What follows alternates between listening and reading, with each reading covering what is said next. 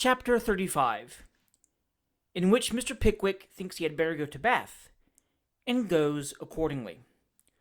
"But surely, my dear sir," said little Perker, as he stood in Mr. Pickwick's apartment on the morning after the trial, "surely you don't really mean, really and seriously now, and irritation apart, that you won't pay these costs and damages?" "Not one halfpenny," said Mr. Pickwick firmly. "Not one halfpenny." "Hurrah for the principal, as the moneylender said when he wouldn't renew the bill," observed Mr. Weller, who was clearing away the breakfast things. "Sam," said Mr. Pickwick, "have the goodness to step downstairs." "Certainly, sir," replied Mr. Weller, and acting on Mr. Pickwick's gentle hint, Sam retired. "No, Perker," said Mr. Pickwick, with great seriousness of manner. "My friends here have endeavoured to dissuade me from this determination, but without avail. I shall employ myself as usual until the opposite party have the power of issuing a legal process of execution against me, and if they are vile enough to avail themselves of it, and to arrest my person, I shall yield myself up with perfect cheerfulness and content of heart." "When can they do this?" "They can issue execution, my dear sir, for the amount of the damages and taxed costs next term," replied Perker. "Just 2 months hence, my dear sir." "Very good," said Mr. Pickwick. "Until that time, my dear fellow, let me hear no more of the matter. And now," continued Mr. Pickwick, looking round on his friends with a good-humoured smile, and a sparkle in the eye which no spectacles could dim or conceal, "the only question is, where shall we go to next?" Mr. Tupman and Mr. Snodgrass were too much affected by their friend's heroism to offer any reply. Mr. Winkle had not yet sufficiently recovered the recollection of his evidence at the trial to make any observation on any subject. So Mr. Pickwick paused in vain. "Well," said that gentleman, "if you leave me to suggest our destination, I say Bath. I think none of us have ever been there." Nobody had, and, as the proposition was warmly seconded by Perker, who considered it extremely probable that if Mr. Pickwick saw a little change in gaiety, he would be inclined to think better of his determination, and worse of a debtor's prison, it was carried unanimously, and Sam was at once dispatched to the White Horse Cellar to take 5 places by 7:30 o'clock coach next morning. There were just 2 places to be had inside, and just 3 to be had out. So Sam Weller booked for them all, and having exchanged a few compliments with the booking office clerk on the subject of a pewter half-crown, which was tendered him as a portion of his change, walked back to the George and Vulture, where he was pretty busily employed till bedtime in reducing clothes and linen into the smallest possible compass, and exerting his mechanical genius in constructing a variety of ingenious devices for keeping the lids on boxes which had neither locks nor hinges. The next day was a very unpropitious morning for a journey, muggy, damp, and drizzly. The horses in the stages that were going out and had come through the city were smoking so that the outside passengers were invisible. The newspaper sellers looked moist and smelt moldy. The wet ran off the hats of the orange vendors as they thrust their heads into the coach windows, and diluted the insides in a refreshing manner. The Jews with the 50-bladed penknives shut them up in despair, and the men with the pocketbooks made pocketbooks of them. Watch guards and toasting forks were alike at a discount, and pencil cases and sponge were a drug in the market. Leaving Mr. Sam Weller to rescue the luggage from the 7 or 8 porters who flung themselves savagely upon it the moment the coach stopped, and finding that they were about 20 minutes too early, Mr. Pickwick and his friends went for shelter into the traveller's room, the last resource of human dejection. The traveller's room at the White Horse Cellar is of course uncomfortable. It would be no traveller's room if it were not. It is the right-hand parlour, into which an aspiring kitchen fireplace appears to have walked, accompanied by a rebellious poker, tongs, and shovel. It is divided into boxes for the solitary confinement of travellers, and is furnished with a clock, a looking-glass, and a live waiter, which latter article is kept in a small kennel for washing glasses in a corner of the apartment. One of these boxes was occupied on this particular occasion by a stern-eyed man of about 45, who had a bald and glossy forehead, with a good deal of black hair at the sides and back of his head, and large black whiskers. He was buttoned up to the chin in a brown coat, and had a large sealskin travelling cap and a great coat and cloak lying on the seat beside him. He looked up from his breakfast as Mr. Pickwick entered, with a fierce and peremptory air, which was very dignified, and having scrutinized that gentleman and his companions to his entire satisfaction, hummed a tune in a manner which seemed to say that he rather suspected somebody wanted to take advantage of him, but it wouldn't do. "Waiter," said that gentleman with whiskers. "Sir," replied a man with a dirty complexion and a towel of the same, emerging from the kennel before mentioned. "Some more toast." "Yes, sir." "Buttered toast, mind," said the gentleman fiercely. "Directly, sir," replied the waiter. The gentleman with the whiskers hummed a tune in the same manner as before, and pending the arrival of the toast, advanced to the front of the fire, and, taking his coat-tails under his arms, looked at his boots, and ruminated. "I wonder whereabouts in Bath this coach puts up," said Mr. Pickwick, mildly, addressing Mr. Winkle. What's that?" said the strange man. "I made an observation to my friend, sir," replied Mr. Pickwick, always ready to enter into conversation. "I wondered at what house the Bath coach put up. Perhaps you can inform me." "Are you going to Bath?" said the strange man. "I am, sir," replied Mr. Pickwick. "And those other gentlemen?" "They are going also," said Mr. Pickwick. "Not inside. I'll be damned if you're going inside," said the strange man. "Not all of us," said Mr. Pickwick. "No, not all of you," said the strange man emphatically. "I've taken 2 places. If they try to squeeze 6 people into an infernal box that only holds 4, I'll take a post-chaise and bring an action. I've paid my fare. It won't do. I told the clerk when I took my places that it wouldn't do. I know these things have been done. I know they are done every day. But I never was done, and I never will be. Those who know me best know it. Crush me!" Here the fierce gentleman rang the bell with great violence, and told the waiter he'd better bring the toast in 5 seconds, or he'd know the reason why. "My dear sir," said Mr. Pickwick, "you will allow me to observe that this is a very unnecessary display of excitement. I have only taken places inside for 2. "I am glad to hear it," said the fierce man. "I withdraw my expressions. I tender an apology. There's my card. Give me your acquaintance." "With great pleasure, sir," replied Mr. Pickwick. "We are to be fellow travellers, and I hope we shall find each other's society mutually agreeable." "I hope we shall," said the fierce gentleman. "I know we shall.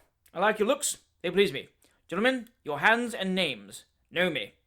Of course, an interchange of friendly salutations followed this gracious speech, and the fierce gentleman immediately proceeded to inform the friends in the same short, abrupt, jerking sentences that his name was Dowler, that he was going to Bath on pleasure, that he was formerly in the army, that he had now set up in business as a gentleman, that he lived upon the profits, and that the individual for whom the second place was taken was a personage no less illustrious than Mrs. Dowler, his lady wife.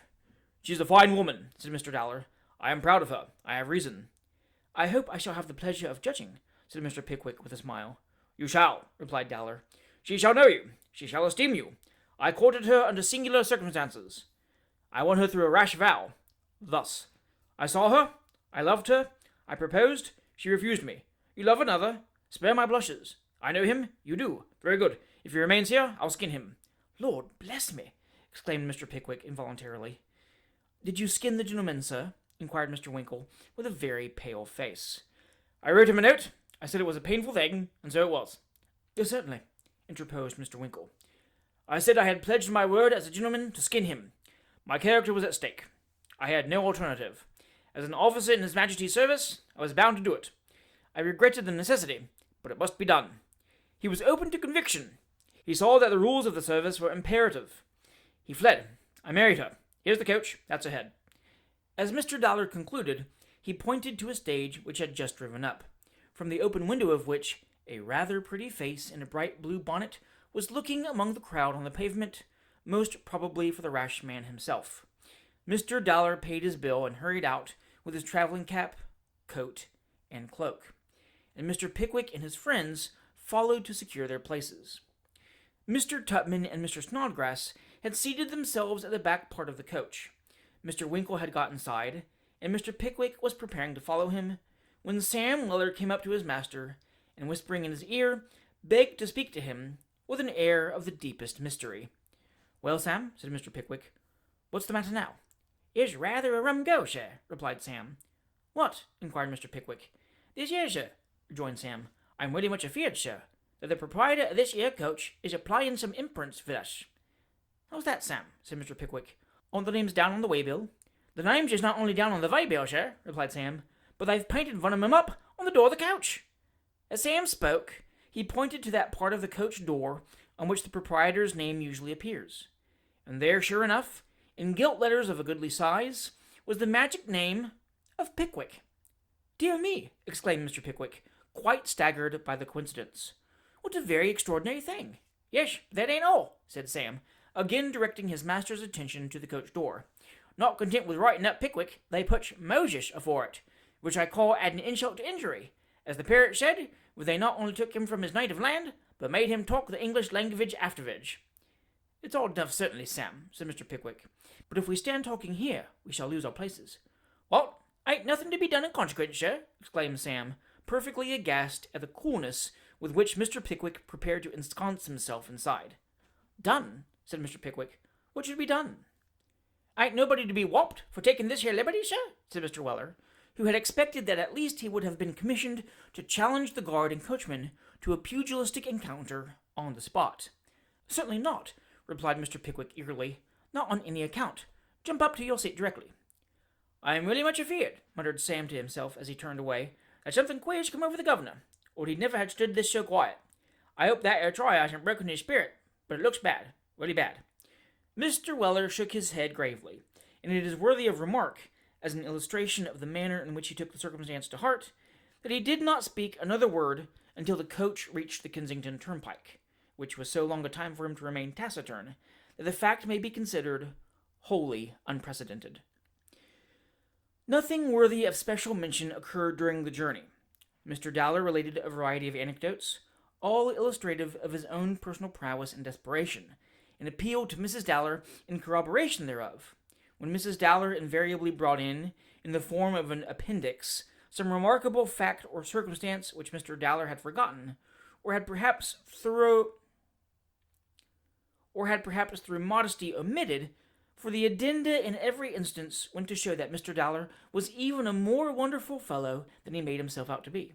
Mr. Pickwick and Mr. Winkle listened with great admiration, and at intervals conversed with Mrs. Dowler, who was a very agreeable and fascinating person. So, what between Mr. Dowler's stories and Mrs. Dowler's charms, and Mr. Pickwick's good humor, and Mr. Winkle's good listening, the insides contrived to be very companionable all the way. The outsides did as outsides always do. They were very cheerful and talkative at the beginning of every stage, and very dismal and sleepy in the middle, and very bright and wakeful again towards the end. There was one young gentleman in an India rubber cloak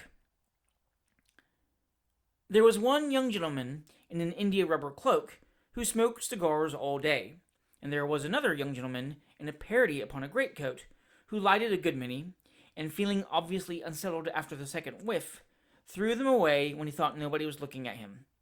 There was a third young man on the box who wished to be learned in cattle, and an old one behind who was familiar with farming.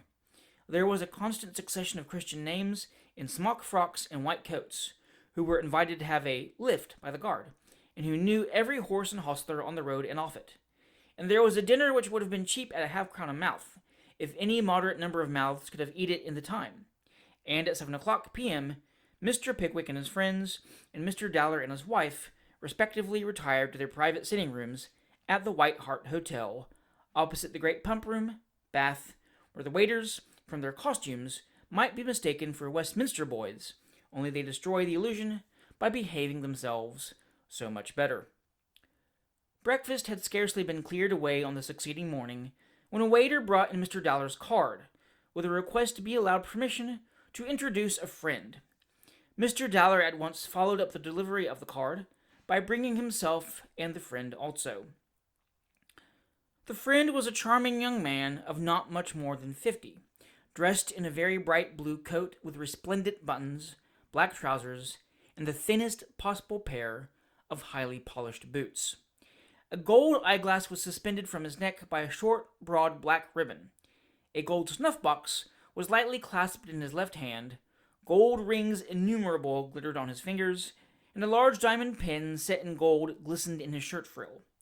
He had a gold watch and a gold curb chain with large gold seals, and he carried a pliant ebony cane with a heavy gold top. His linen was of the very whitest, finest, and stiffest. His wig of the glossiest, blackest, and curliest. His snuff was Prince's mixture, his scent bouquet de roy. His features were contracted into a perpetual smile, and his teeth were in such perfect order that it was difficult at a small distance to tell the real ones from the false. "Mr. Pickwick," said Dowler, "my friend, Angelo Cyrus Bantam, Esquire, M.C. Bantam, Mr. Pickwick, know each other." "Welcome to Bath, sir. This is indeed an acquisition. Most welcome to Bath, sir. It is long, very long, Mr. Pickwick, since you drank the waters. It appears an age, Mr. Pickwick. Remarkable." Such were the expressions with which Angelo Cyrus Bantam, Esquire, M.C., took Mr. Pickwick's hand, retaining it in his meantime, and shrugging up his shoulders with a constant succession of bows, as if he really could not make up his mind to the trial of letting it go again. "It is a very long time since I drank the waters, certainly," replied Mr. Pickwick, "for to the best of my knowledge, I was never here before." "Never in Bath, Mr. Pickwick?" exclaimed the Grand Master, letting the hand fall in astonishment. "Never in Bath? Mr. Pickwick, you are a wag. Not bad, not bad. Good. Remarkable." "To my shame, I must say that I am perfectly serious," rejoined Mr. Pickwick. "I really never was here before." "Oh, I see," exclaimed the Grand Master, looking extremely pleased. Yes. Good. Better and better. You are the gentleman of whom we have heard. Yes, we know you, Mr. Pickwick. We know you." "The reports of the trial in those confounded papers," thought Mr. Pickwick. "They have heard all about me." "You are the gentleman residing on Clapham Green," resumed Bantam, "who lost the use of his limbs from imprudently taking cold after port wine, who could not be moved in consequence of acute suffering, and who had the water from the king's bath bottled at 103 degrees, and sent by wagon to his bedroom in town, where he bathed, sneezed, and same day recovered. Very remarkable." Mr. Pickwick acknowledged the compliment, with the supposition implied, but had the self-denial to repudiate it notwithstanding, and, taking advantage of a moment's silence on the part of the M.C., begged to introduce his friends, Mr. Tupman, Mr. Winkle, and Mr. Snodgrass, an introduction which, of course, overwhelmed the M.C. with delight and honor. "Bantam," said Mr. Dowler, "Mr. Pickwick and his friends are strangers. They must put their names down. Where's the book?" "The register of the distinguished visitors in Bath will be at the pump room this morning at 2:00, replied the M.C. "Will you guide our friends to that splendid building, and enable me to procure the autographs?" "I will," rejoined Dowler. "This is a long call. It's time to go. I shall be here again in an hour. Come." "This is a ball night," said the M.C., again taking Mr. Pickwick's hand as he rose to go. "The ball nights in Bath are moments snatched from paradise, rendered bewitching by music, beauty, elegance, fashion, etiquette, and, above all, by the absence of tradespeople who are quite inconsistent with paradise, and who have an amalgamation of themselves at the Guildhall every fortnight, which is to say, the least remarkable. Goodbye, and protesting all the way downstairs that he was most satisfied, and most delighted, and most overpowered, and most flattered, Angelo Cyrus Bantam, Esquire, M.C., stepped into a very elegant chariot that waited at the door, and rattled off. At the appointed hour, Mr. Pickwick and his friends, escorted by Dowler, repaired to the assembly rooms, and wrote their names down in the book, an instance of condescension at which Angelo Bantam was even more overpowered than before. Tickets of admission to that evening's assembly were to have been prepared for the whole party, but as they were not ready, Mr. Pickwick undertook, despite all the protestations to the contrary of Angelo Bantam, to send Sam for them at 4:00 in the afternoon to the M.C.'s house in Queen Square. Having taken a short walk through the city, and arrived at the unanimous conclusion that Park Street was very much like the perpendicular streets a man sees in a dream, which he cannot get up for the life of him, they returned to the White Hart, and dispatched Sam on the errand to which his master had pledged him. Sam Weller put on his hat in a very easy and graceful manner, and thrusting his hands in his waistcoat pockets, walked with great deliberation to Queen Square, whistling as he went along several of the most popular airs of the day, as arranged with entirely new movements for that noble instrument, the organ, either mouth or barrel. Arriving at the number in Queen Square to which he had been directed, he left off whistling and gave a cheerful knock, which was instantly answered by a powdered-headed footman in gorgeous livery and symmetrical stature. "Is this you, Mr. Bantam's old fellow?" inquired Sam, nothing abashed by the blaze of splendor which burst upon his sight in the person of the powdered-headed footman with the gorgeous livery. "Why, young man," was the haughty inquiry of the powdered-headed footman. "'Cause if it is, just you step into him with that ear card and say Mr. Veller's a-waitin', will you, 6 foot?" said Sam. And saying it, he very coolly walked into the hall and sat down. The powdered-headed footman slammed the door very hard and scowled very grandly, but both the slam and the scowl were lost upon Sam, who was regarding a mahogany umbrella stand with every outward token of critical approval. Apparently his master's reception of the card had impressed the powdered-headed footman in Sam's favor, for when he came back from delivering it, he smiled in a friendly manner and said that the answer would be ready directly. "Very good," said Sam. "Tell the old gentleman not to put himself in a perspiration. No hurry, 6 foot. I've had my dinner." "You dine early, sir," said the powdered-headed footman. "I finds I gets on better at supper when I does," replied Sam. "Have you been long in Bath, sir?" inquired the powdered-headed footman. "I have not had the pleasure of hearing of you before." "I haven't created any really surprising sensation here yet," rejoined Sam. "For me and the other fashionables only come last night." "Nice place, sir," said the powdered-headed footman. "Seems so," observed Sam. "Pleasant society, sir," remarked the powdered-headed footman. "Very agreeable servants, sir." "I should think they was," replied Sam. "Affable, unaffected, say nothing to nobody sort of fellows." "Oh, very much indeed, sir," said the powdered-headed footman, evidently taking Sam's remark as a high compliment. "Very much so indeed. Do you do anything in this way, sir?" inquired the tall footman, producing a small snuff-box with a fox's head on the top of it. "Not without sneezing," replied Sam. "Why, it is difficult, sir, I confess," said the tall footman. "It may be done by degrees, sir. Coffee is the best practice. I carried coffee, sir, for a long time. It looks very like rapee, sir."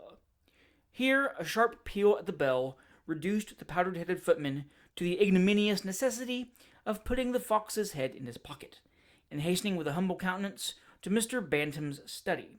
By the by, we scarcely ever knew a man who never read or wrote either, who hadn't got some small back parlor which he would call a study.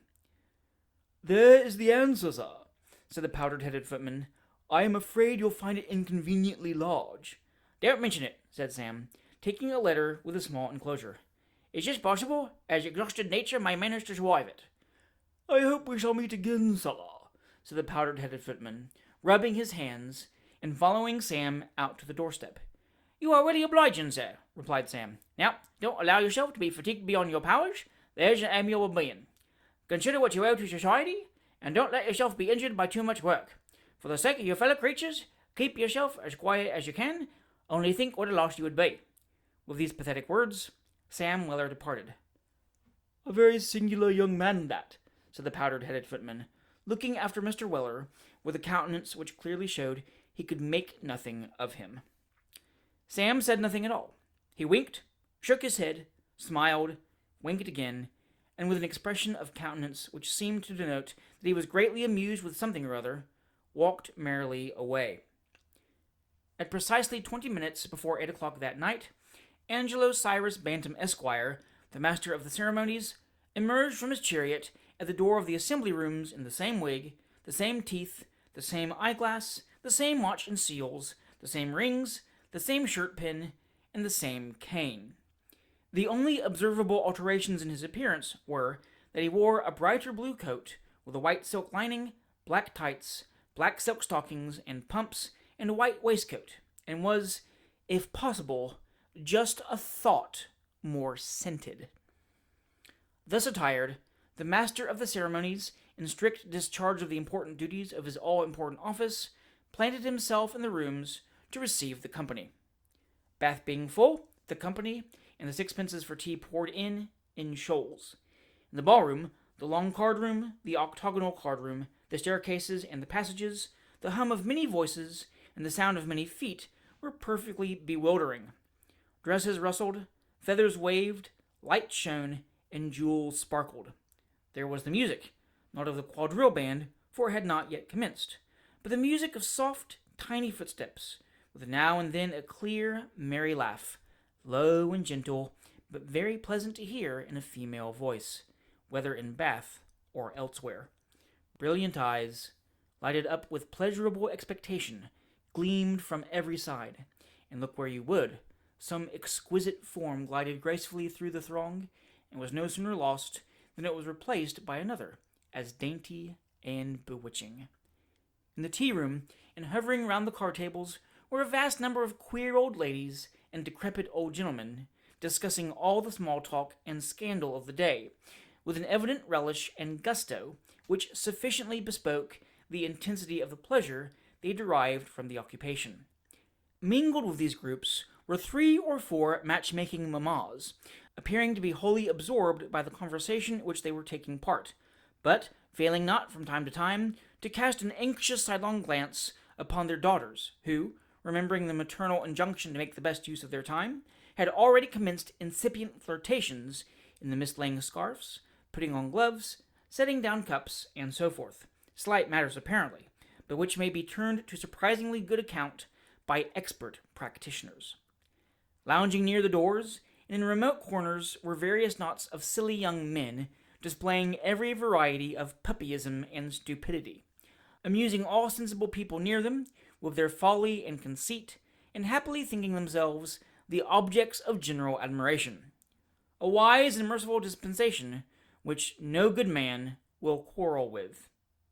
And lastly, seated on some of the back benches, where they had already taken up their positions for the evening, were divers unmarried ladies, past their grand climacteric, who, not dancing because there were no partners for them, and not playing cards lest they should be set down as irretrievably single, were in the favorable situation of being able to abuse everybody without reflecting on themselves.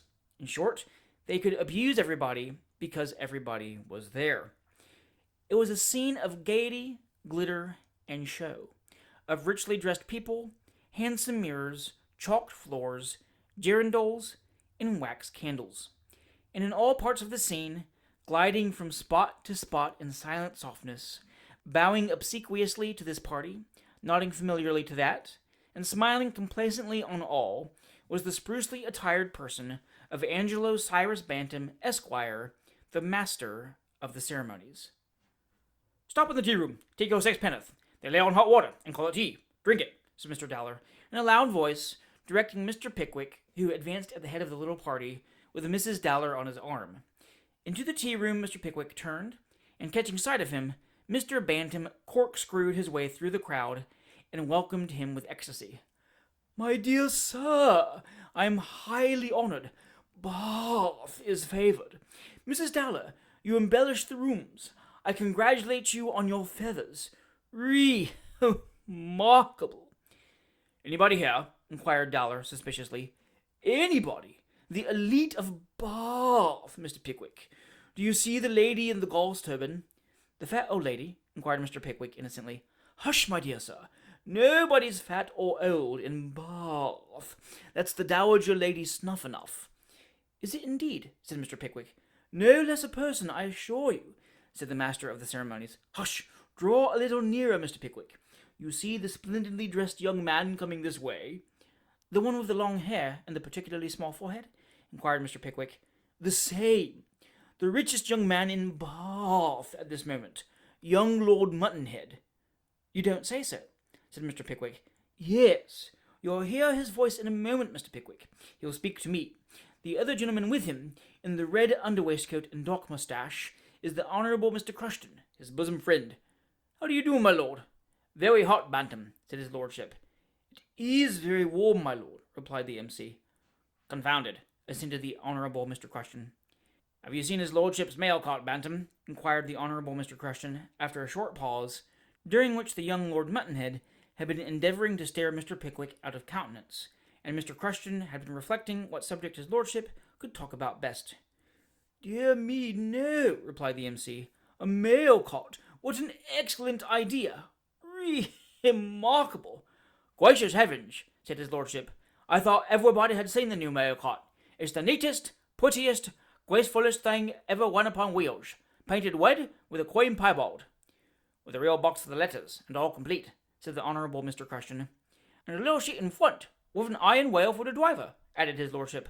"I drove it over to Bristol the other morning in a crimson coat, with 2 servants riding in a quarter of a mile behind, and crucify me if the people didn't rush out of their cottages and arrest my progress, to know if I wasn't the post. Glorious! Glorious!" At this anecdote, his lordship laughed very heartily, as did the listeners, of course. Then, drawing his arm through that of the obsequious Mr. Crushton, Lord Mutanhed walked away. "Delightful young man, his lordship," said the master of ceremonies. "So I should think," rejoined Mr. Pickwick dryly. The dancing having commenced, the necessary introductions having been made, and all preliminaries arranged, Angelo Bantam rejoined Mr. Pickwick, and led him into the card-room. Just at the very moment of their entrance, the Dowager Lady Snufnuff and 2 other ladies of an ancient and whist-like appearance were hovering over an unoccupied card-table, and they no sooner set eyes upon Mr. Pickwick, under the convoy of Angelo Bantam, than they exchanged glances with each other, seeing that he was precisely the very person they wanted to make up the rubber. "My dear Bantam," said the Dowager Lady Snufnuff coaxingly, "find us some nice young creature to make up this table. There's a good soul." Mr. Pickwick happened to be looking another way at the moment, so her ladyship nodded her head towards him, and frowned expressively. "My friend Mr. Pickwick, my lady, will be most happy, I'm sure. Remarkably so," said the MC, taking the hint. "Mr. Pickwick, Lady Snufnuff, Mrs. Colonel Wugsby, Miss Bolo." Mr. Pickwick bowed to each of the ladies, and, finding escape impossible, cut.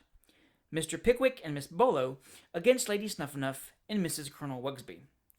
Just as the trump card was turned up, at the commencement of the second deal, 2 young ladies hurried into the room, and took their stations on either side of Mrs. Colonel Wugsby's chair, where they waited patiently until the hand was over. "Now, Jane," said Mrs. Colonel Wugsby, turning to one of the girls, "what is it?" "I came to ask, Ma, whether I might dance with the youngest Mr. Crawley," whispered the prettier and younger of the 2. "Good God, Jane! How can you think of such things?" replied the mamma, indignantly. "Haven't you repeatedly heard that his father only has 800 a year, which dies with him? I am ashamed of you. Not on any account." "Ma," whispered the other, who was much older than her sister, and very insipid and artificial, "Lord Mutanhed has been introduced to me. I said I thought I wasn't engaged, Ma." "Your sweet pet, my love," replied Mrs. Colonel Wugsby, tapping her daughter's cheek with her fan, "and are always to be trusted. He's immensely rich, my dear. Bless you." With these words, Mrs. Colonel Wugsby kissed her eldest daughter most affectionately, and frowning in a warm manner upon the other, sorted her cards. Poor Mr. Pickwick! He had never played with 3 thorough-paced female card-players before. They were so desperately sharp that they quite frightened him. If he played a wrong card, Miss Bolo looked a small armory of daggers.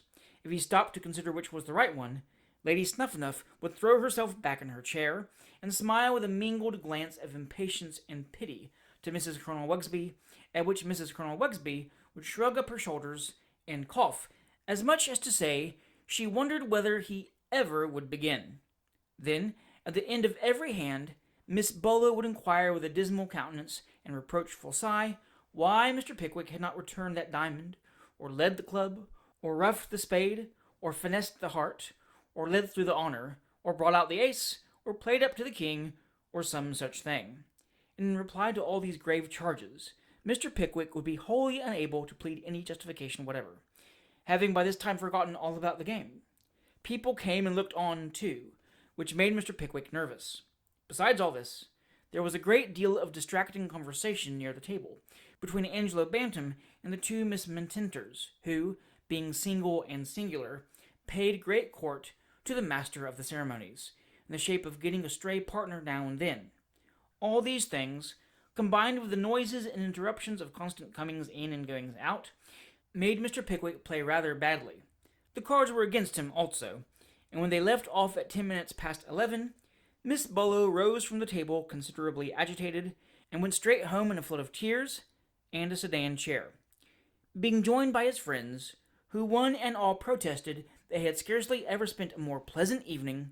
Mr. Pickwick accompanied them to the White Hart, and having soothed his feelings with something hot, went to bed and to sleep almost simultaneously.